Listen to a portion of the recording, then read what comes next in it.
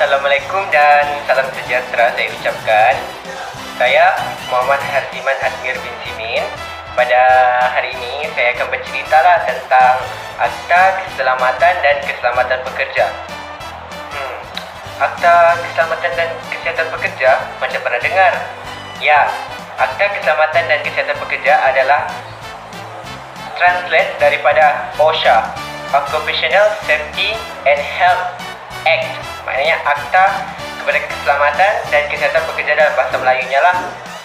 Baiklah, pada hari ini saya akan bercerita ada 3 part, di mana part yang pertama adalah tentang keperluan, falsafah dan prinsip Akta.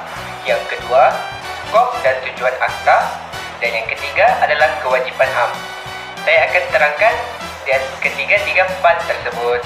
Stay tune. Part 1. Keperluan, falsafah dan prinsip Akta. Akta Keselamatan dan Kesihatan Pekerja ni dia diwartakan pada 25 Februari 1994 atas sebab Akta Kilang dan Jentera 1967 ni dia mengandungi beberapa kelemahan. Antaranya kita boleh lihat dari segi skop, perspektif, dan Akta Kilang dan Jentera ni dia terlalu bergantung kepada kerajaan. Dan yang kedua, kita perlu mengurangkan kadar kemalangan di Malaysia. Jadi, akta ini diwartakan adalah untuk mengurangkan kadar kemalangan. Seperti yang kita lihat, merujuk kepada statistik kemalangan yang direkodkan pada Januari hingga September 2020, sebanyak 5,422 jumlah kemalangan yang telah direkodkan.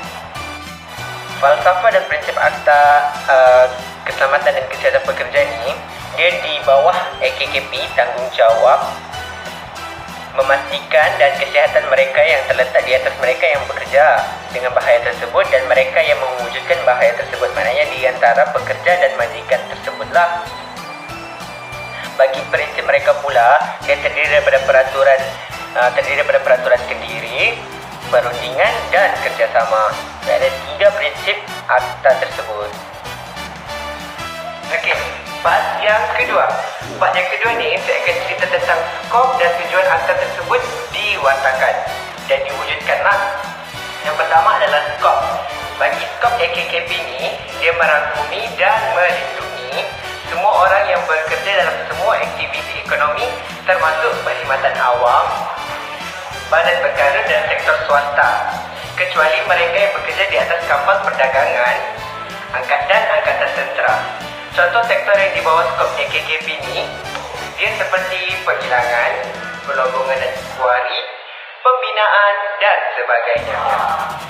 Tujuan akta AKKP ini diwujudkan adalah untuk memastikan keselamatan, kesihatan dan kebajikan orang-orang yang sedang bekerja.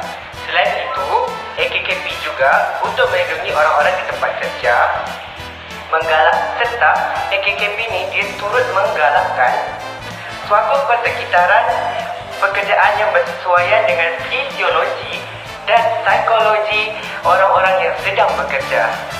See you in part 3. Part yang ketiga. Part yang ketiga ni adalah merujuk kepada kewajipan am. Kenapa kewajipan am ini perlu? Hal ini kerana menurut Seksyen 15 adalah menjadi satu kewajipan bagi majikan dan tiap-tiap orang yang bekerja sendiri untuk memastikan setiap yang praktik keselamatan dan kesihatan dan kebajikan semasa bekerja semua pekerjanya.